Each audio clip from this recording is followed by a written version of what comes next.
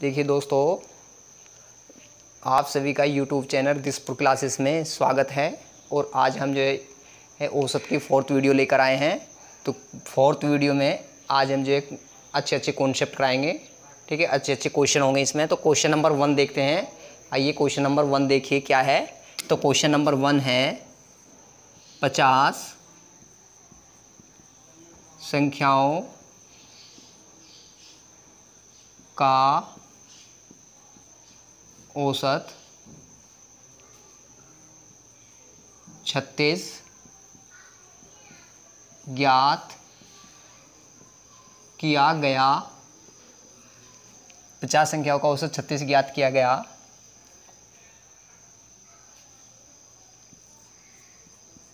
बाद में पता चला कि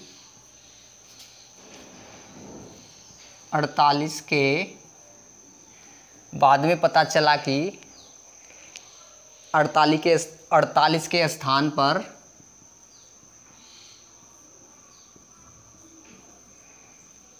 23 बाद में पता चला कि 48 के स्थान पर 23 ले ली गई। 23 ले ली गई तो शुद्ध औसत ज्ञात कीजिए। तो शुद्ध औसत ज्ञात कीजिए। ठीक है, देखिए क्वेश्चन 50 संख्याओं का औसत 36 ज्ञात किया गया है। बाद में पता चला कि 48 के स्थान पर 23 ले ली गई तो शुद्ध औसत ज्ञात कीजिए। ठीक है, तो सबसे पहले देखते हैं 50 संख्याओं का औसत कितना है दोस्तों, 36। कितना है, 36 है। तो 50 गुणा 36 प्लस, अब 48 के स्थान पर, ठीक है 48 थी तो 48 के स्थान पर गलती से क्या हो गई, स्थान पर 23 ले ली गई तो -23 करते हैं बटे 50। ठीक है, अब 50 की और 36 की मल्टीप्लाई कितनी हो जाएगी, 5 6 30 की 0 3 5 या 15 3 18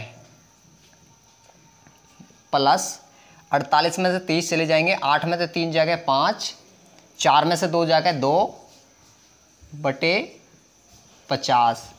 तो कितना हो जाएगा 1825 बटे 50।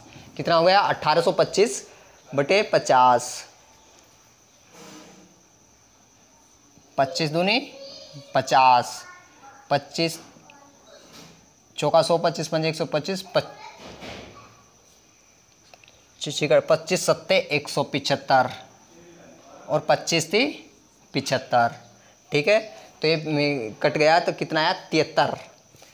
अब 73 को 2 से डिवाइड कर देंगे। ठीक है, तो क्या आएगा, ये 2 तिया 6, 2 छिक 12 और 2 पंजे 10। तो कितना आया 36.5। तो शुद्ध औसत ज्ञात कीजिए। शुद्ध औसत कितना आया हमारा 36.5 है दोस्तों। तो कितना आया है 36.5 आया है शुद्ध औसत। अब क्वेश्चन नंबर नेक्स्ट देखते हैं। क्वेश्चन नंबर 2 है, बहुत अच्छा क्वेश्चन है दोस्तों। देखिए क्वेश्चन नंबर 2। क्वेश्चन नंबर 2, 3 लड़कों की औसत आयु 16 वर्ष है। क्वेश्चन नंबर 2, 3 लड़कों की औसत आयु 16 वर्ष है। 3 लड़कों की औसत आयु 16 वर्ष है। यदि उनकी आयु का अनुपात, यदि उनकी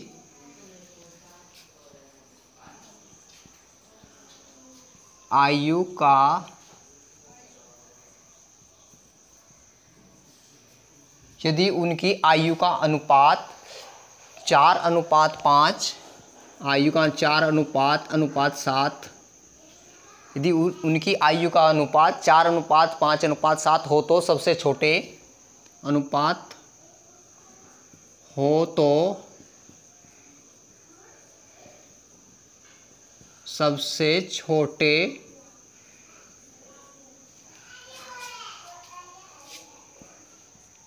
लड़के की आयु ज्ञात कीजिए। सबसे छोटे लड़के की आयु ज्ञात कीजिए। तीन लड़कों की औसत आयु 16 वर्ष है। यदि उनकी आयु का अनुपात 4:5:7 हो तो सबसे छोटे लड़के की आयु ज्ञात कीजिए। तो कितना अनुपात है दोस्तों? 4:5:7। तो क्या करते हैं हम? 4x 5x + 7x बराबर कितनी है? तीन लड़कों की आयु 3 × 16।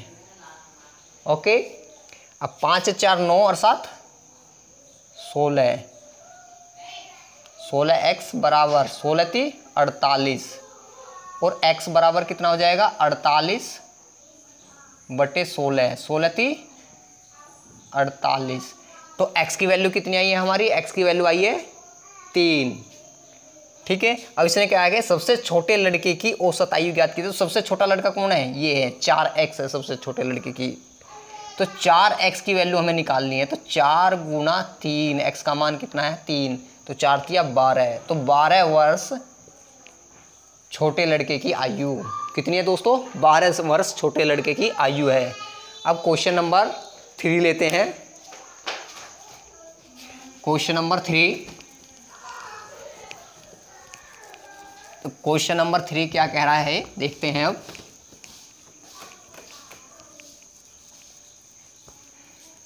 क्वेश्चन नंबर 3 कहता है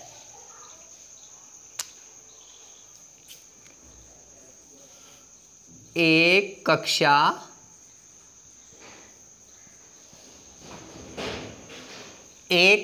के 40 विद्यार्थियों की औसत 40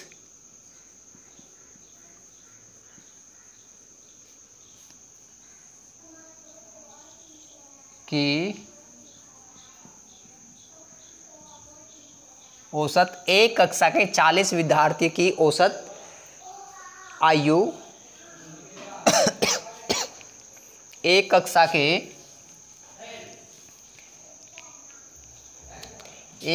के 40 विद्यार्थियों की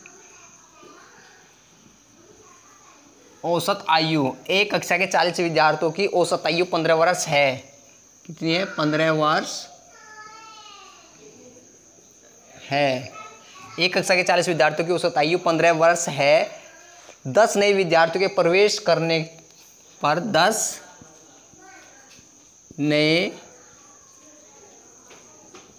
विद्यार्थियों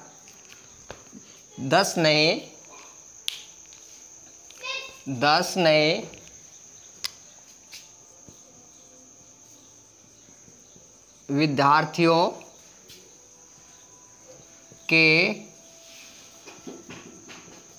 प्रवेश 10 नए विद्यार्थियों के प्रवेश करने के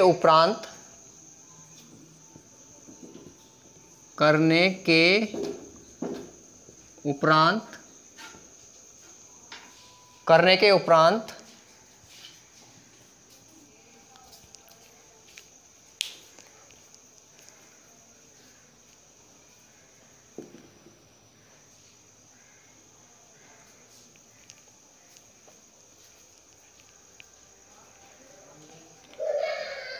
औसत आयु में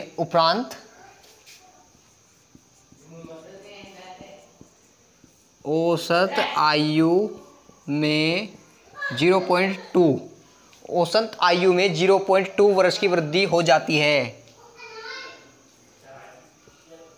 वर्ष की वृद्धि हो जाती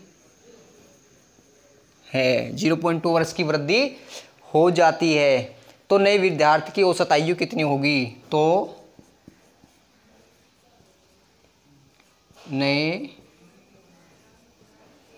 विद्यार्थी की औसत आयु कितनी है? तो ये क्वेश्चन है। एक कक्षा के 40 विद्यार्थियों की औसत आयु 15 वर्ष है। 10 नए विद्यार्थियों के प्रवेश करने के उपरांत औसत आयु में 0.2 वर्ष की वृद्धि हो जाती है। तो नए विद्यार्थी की औसत आयु ज्ञात कीजिए। नए विद्यार्थी की औसत आयु ज्ञात कीजिए। ठीक है,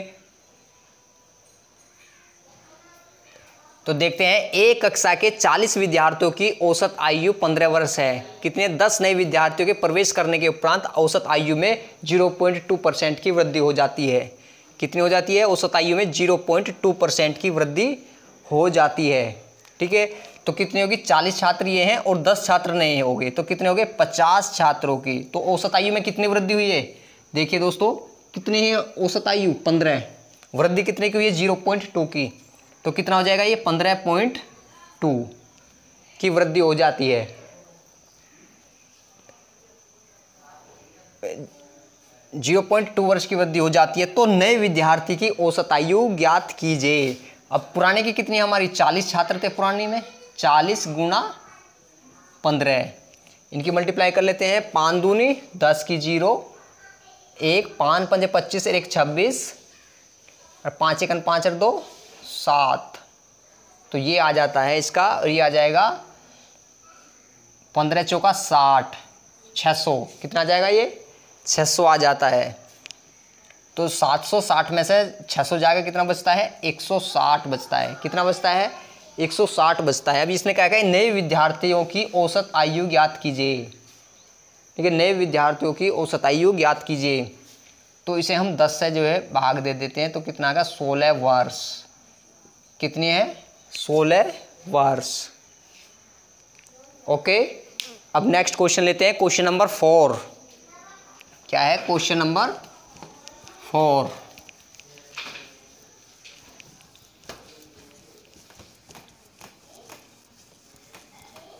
तो क्वेश्चन नंबर 4 में देखते हैं।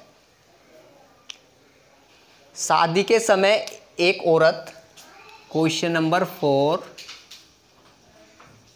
शादी के समय एक औरत।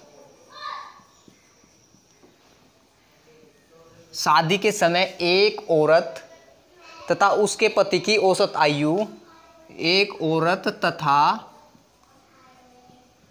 उसके पति की औसत आयु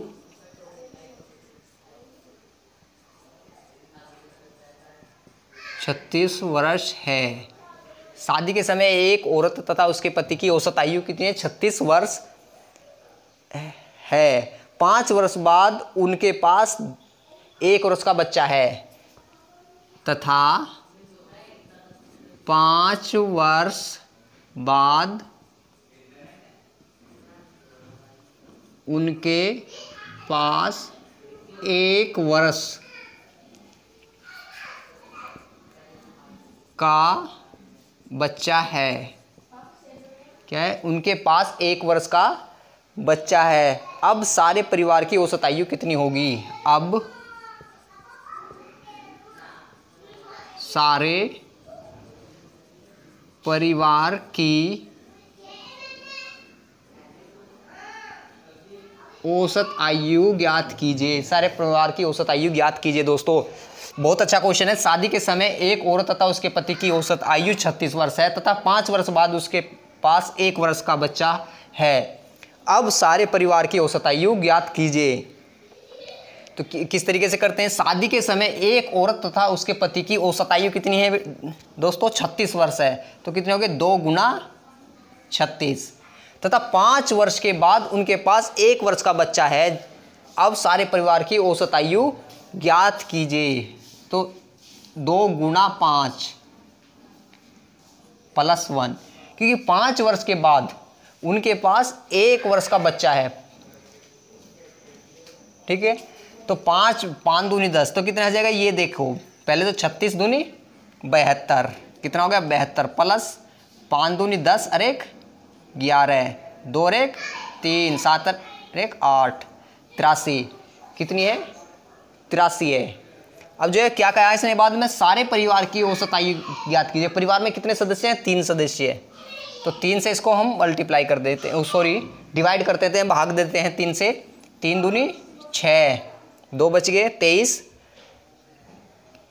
3 छंग 18, 3 सते 21, 2 बच गए, फिर पॉइंट लगा के 0, 3 छंग 18, फिर 2 बच गए, तो कितना हो गया? ये आ गया इसका क्या? 27.67 आंसर आ गया है इसका। ओके, अब क्वेश्चन नंबर 5 लेते हैं। क्वेश्चन नंबर 5,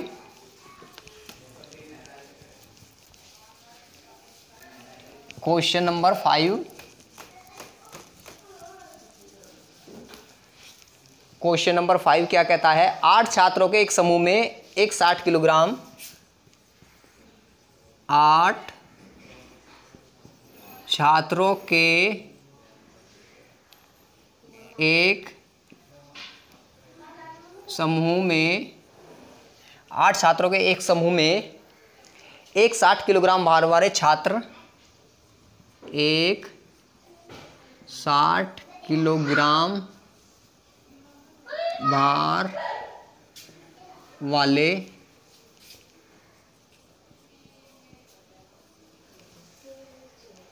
छात्र के स्थान पर नया छात्र आ जाने से, छात्र के स्थान पर एक नया छात्र आ जाने से, एक नया छात्र आ जाने से इनकी औसत भार 1 किलोग्राम की वृद्धि हो जाती है। इनके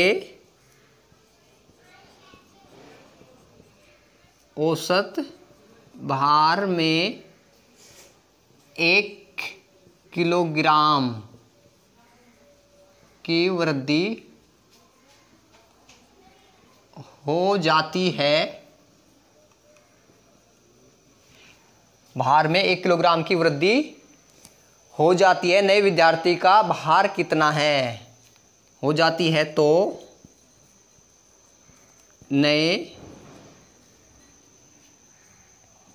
नए छात्र का भार कितना है? ठीक है दोस्तों, तो ये क्वेश्चन है 8 छात्र के एक समूह में एक 60 किलोग्राम भार वाले छात्र के स्थान पर एक नया छात्र आ जाने से इनके औसत भार में 1 किलोग्राम की वृद्धि हो जाती है, तो नए छात्र का भार कितना होगा? नए छात्र का भार कितना होगा? तो देखिए किस तरीके से करते हैं इसको, क्वेश्चन को। भार में वृद्धि, तो भार में वृद्धि कितनी वृद्धि हुई है? भार में 8 छात्र हैं, 1 किलोग्राम की वृद्धि हुई है, तो कितने की वृद्धि हुई है? 8 की वृद्धि हुई है। कितने की हुई है दोस्तों? 8 की वृद्धि हुई है। अब नए छात्र का भार कितना है? अब जो नया छात्र है, नए छात्र का भार बराबर कितना था? पहले का कितना है? 60 किलो, तो 60 प्लस 8 बराबर 68। तो कितने की नए छात्र का भार कितना है? 68 किलोग्राम है। कितना है? 68 किलोग्राम है। ठीक है, अब नेक्स्ट क्वेश्चन चलते हैं। क्वेश्चन नंबर 6 क्या है? क्वेश्चन नंबर 6 देखते हैं दोस्तों, बहुत अच्छा क्वेश्चन है। क्वेश्चन नंबर 6, गणित की एक परीक्षा में लड़कियों का, क्वेश्चन नंबर 6, गणित की एक, क्या है? गणित की एक परीक्षा में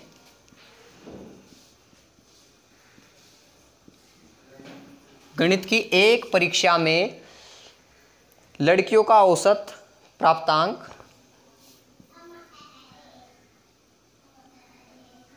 लड़कियों के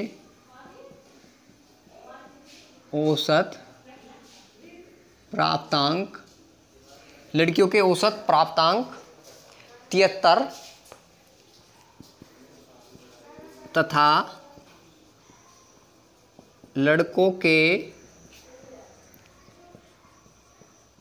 औसत प्राप्तांक 71 हैं। लड़कियों के प्राप्तांक यदि इन सारे विद्यार्थियों का औसत प्राप्तांक यदि इन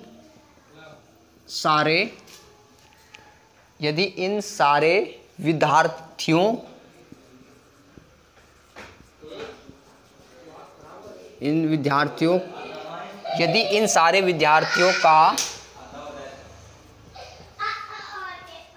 औसत प्राप्तांक 71.8 है, 71.8 है, तो कितने प्रतिशत लड़कों तथा लड़कियां इस परीक्षा में बैठे हैं? तो कितने प्रतिशत लड़के तथा लड़कियां परीक्षा में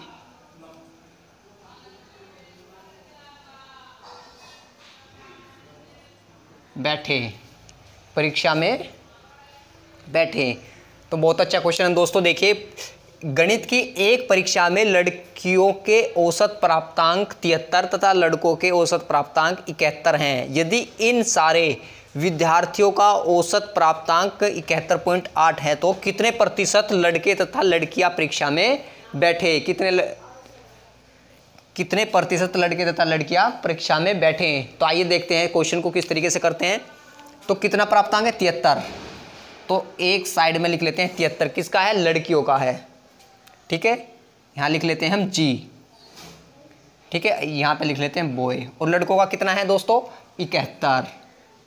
ठीक है, अब दोनों का जो कंबाइंड्स प्राप्तांक हैं कितने हैं? इनके दोनों के कंबाइंड्स 71.1। तो यहाँ लिख लेते हैं, एलिगेशन मेथड से करेंगे इसको, इलिगेशन मेथड से। तो एलिगेशन से देखते हैं ये। ठीक है, अब 71.8 में से 71 जाएंगे तो कितना बचेंगे? 0.8। इधर 73 में से 71 जाएंगे तो कितना बचता है? 1.2। पॉइंट से पॉइंट खत्म हो गया। 4 दूनी 8, 4 तिया 12। ठीक है, तो कितना आया हमारा? ये आया है 2:3। ठीक है, अब लड़के तथा लड़कियों के परीक्षाओं में बैठेंगे, कितने बैठेंगे? अब हमारे पास गर्ल्स यानी कि लड़कियां कितनी हैं?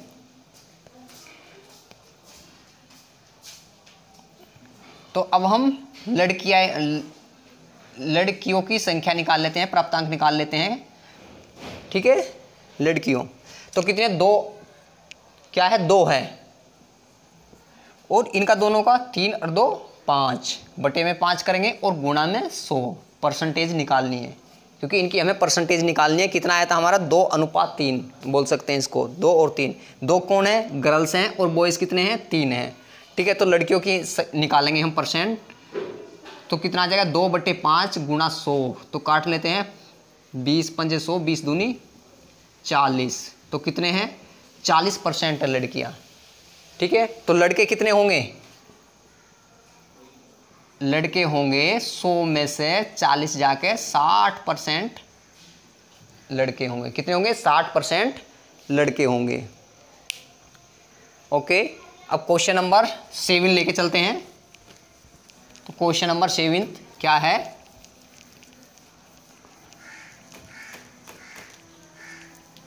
देखते हैं क्वेश्चन नंबर 7।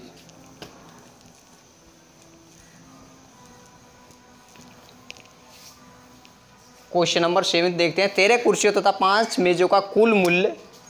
क्वेश्चन नंबर 7, 13 कुर्सियों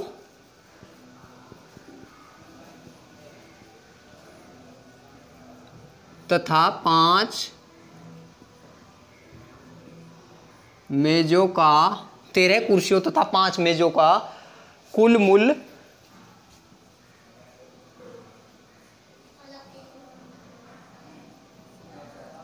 8280 है। 13 कुर्सी तथा 5 मेजों का कुल मूल्य 8280 है। यदि प्रत्येक मेज का औसत मूल्य, यदि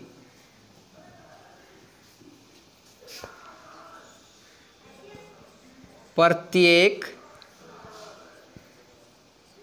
मेज का औसत मूल्य 1227, प्रत्येक मेज का मूल्य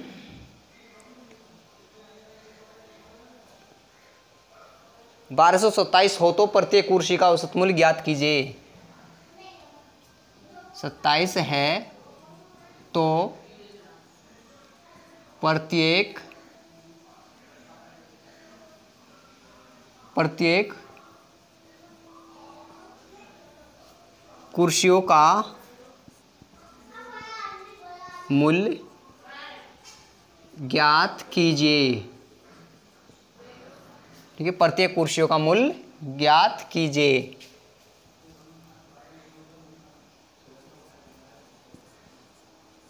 तो क्या है दोस्तों क्वेश्चन, 13 कुर्सियों तथा 5 मेजों का कुल मूल्य 8280 है। यदि प्रत्येक मेज का औसत मूल्य 1227 है तो प्रत्येक कुर्सी का मूल्य ज्ञात कीजिए। तो प्रत्येक कुर्सी का मूल्य ज्ञात कीजिए। ठीक है, तो कुर्सियां कितनी होंगी, कुर्सी होगी हमारी 13 कुर्सी तथा 5 मेजों का कुल मूल्य 8280 है।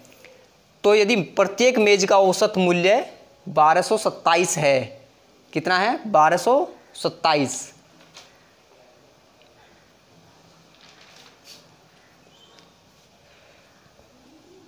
तो 8280 माइनस 5 गुणा 1227